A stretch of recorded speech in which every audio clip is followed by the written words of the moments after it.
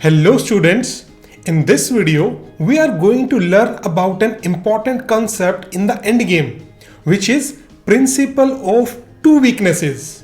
You see, if your opponent has only one weakness, then it is easy for that one weakness to protect. He can put his pieces on that weakness and protect that weakness. But in the endgame, when your opponent has two weaknesses, then it becomes difficult to protect both the weaknesses. You can easily shift your attack from one weakness to another weakness, and opponent cannot shift his defensive pieces so easily. So if you want to win in the end game, try to create two weaknesses in the opponent's position. In this position we are white, and you can see that d5 pawn cannot be defended by any other pawn. So we can say that d5 is a potential weakness. Any pawn that cannot be defended by the opponent's friendly pawn, then it's a potential weakness. What about the a6 pawn? Yes, a6 pawn also cannot be defended by any other pawn. So that's also a potential weakness. But right now white does not have a concrete plan to attack these weaknesses. So white slowly prepares his attack. White first plays f3. He stops knight e4 and is ready to bring his king toward the center, and is also threatening rook to c7. So black exchanges the rook. Rook cross c8, bishop cross c8, and white plays king f2. White wants to centralize his king. Black also does the same. King e3, king e7, and now white plays b4. Why? Well, as you know, this is a potential weakness, so white is fixing the weakness. Now the a6 pawn cannot move forward. Black plays g6, and now white starts pushing the pawns on the king side. If you look at the king side, here white has 3 pawns and black has only 2 pawns. So when white starts pushing his pawns on the king side, he will get a passed pawn, and that's important. And notice that black's d5 pawn is not so dangerous because it is firmly blocked by the knight. Black plays knight d7, white continues with pushing his pawns. Knight f8, white pushes the pawn. And now look, h7 is also fixed. Yes, h7 is very far away in the opponent's territory and it is very difficult to attack it, but at least it is fixed and it is also a weakness. Black plays king d6 and white plays king f3. Idea is to play g4 and then to play f5 to create a passed pawn. Black plays knight e6 to get rid of our blockading knight so that his passed pawn is free to move. Now we take this. Black plays bishop cross e6, and now first we switch the plan. White knows that this pawn can become dangerous, so white first tries to neutralize this pawn. Black plays bishop g4 and white plays king d4. Now king is perfectly blockading this pawn and this passed pawn is no longer dangerous. In fact, it's a weakness. King is attacking it and you need to find a way for your bishop to attack this pawn also. Maybe you can put this bishop on f3 and the bishop will also attack on the d5 pawn. Black plays bishop e6 and white plays bishop d3. White wants to put his bishop on f3. So that's our first weakness, d5. And the second weakness is a6. Maybe if we can manage to get our bishop on this diagonal, then we can also attack this weakness. And it is very difficult for black to defend both of these weaknesses.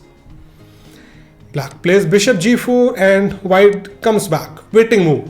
Bishop e6, and now white plays bishop d1.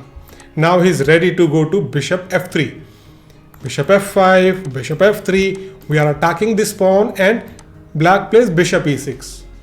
And you see, it is easy to defend one weakness. Okay, so now we have to get our bishop on this diagonal so that we attack the opponent's second weakness also.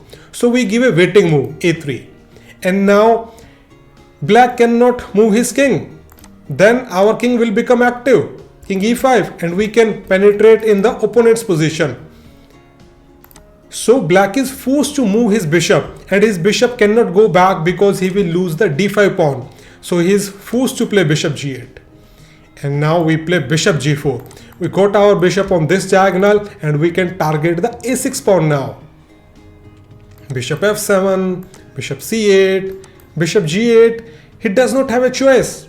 This weakness is fixed and black cannot defend this weakness. So we are going to capture it. And that's why two weaknesses are so important. It is important for you to create two weaknesses in the opponent's position. Let's say black plays king c6, tries to defend the b5 pawn. You just come back. We are also threatening king e5, so black plays king d6, covering these squares. And now you play g4. You create a passed pawn on the king side. Black plays bishop f7 and you play f5. G cross f5, G cross f5. Black does not have a good move. He has to go back. And now you push this pawn. H cross g6, F cross g6. Now you have a passed pawn. This passed pawn is going to become a queen. This is a weakness. This is also a weakness. So black is lost here. And he does not have a good move. His bishop cannot move. Let's say he plays bishop e6. You simply exchange it and push this pawn. King f7, you take the pawns and you are going to take another pawn. With two passed pawns, it is easy to win the game. Now let's look at the next example. In this position, we are white and right now this h6 pawn is weak, but right now the king is defending it. And which other pawn is weak? I would say that e6 is also a potential weakness because no other pawn can defend this pawn. So yes, we cannot attack it right now, but this is a potential weakness. Okay, so we need to find two clear weaknesses if white wants to win the game. Here white first starts with rook c1. Idea is to go to the 7th rank, and 7th rank is important for the rook because all the pawns are there and 7th rank has strategic importance. Your rook on the 7th rank will attack all the pawns. So black plays a b6 and now you play a6. Now this is a potential weakness. This pawn cannot be defended by any other pawn, and if you can manage to capture the a7 pawn, your a6 pawn will become a passed pawn. So black plays rook f7 and black defends it. And white plays king e3. He wants to play f4 and get rid of this active knight.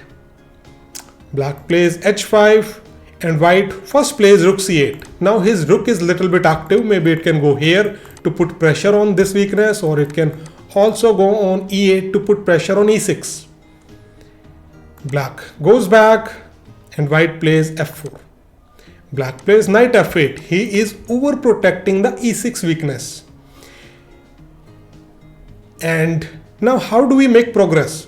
First of all, we can try to target this weakness by playing bishop e2. And black defends it. Now white plays rook e8.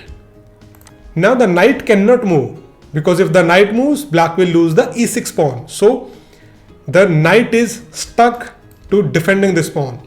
And rook cannot move also because rook has to defend the knight.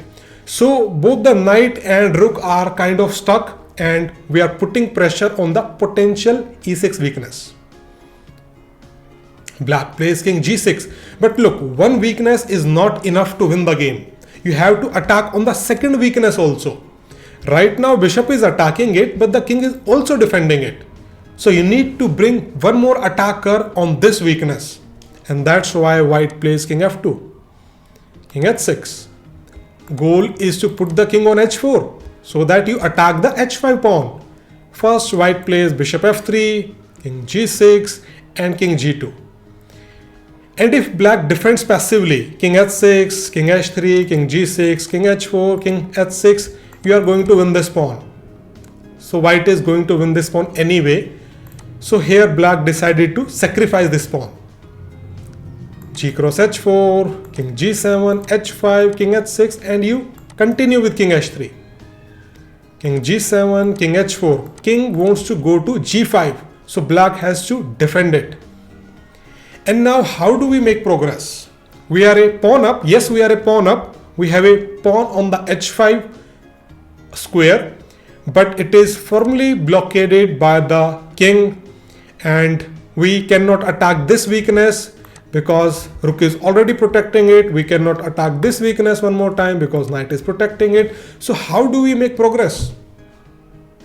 And the answer is bishop cross d5, a bishop sacrifice, so that black is forced to play e cross d5 and you play e6. You get a passed pawn. And now thanks to this passed pawn, we are going to win the game. Black defends the rook and now you push it further, e7. Now we are attacking the knight. Let's say knight goes to h7. You simply move your rook away. And in the next move, you are going to make a queen. And there is nothing black can do to stop white from making a queen. So if black plays rook e6, you make a queen. Rook cross e8, rook cross e8. And now you can see it is easy for you to attack this weakness. You will play rook a8, capture this pawn, and your a6 pawn will become a passed pawn. So in the next two moves, you will push the pawn and make a queen. And knight is very far away. This knight is very far away from the e7 pawn. So white is completely winning here. I hope you found this principle instructive, and you should be able to use this principle in the endgame now. Let's go to the next video.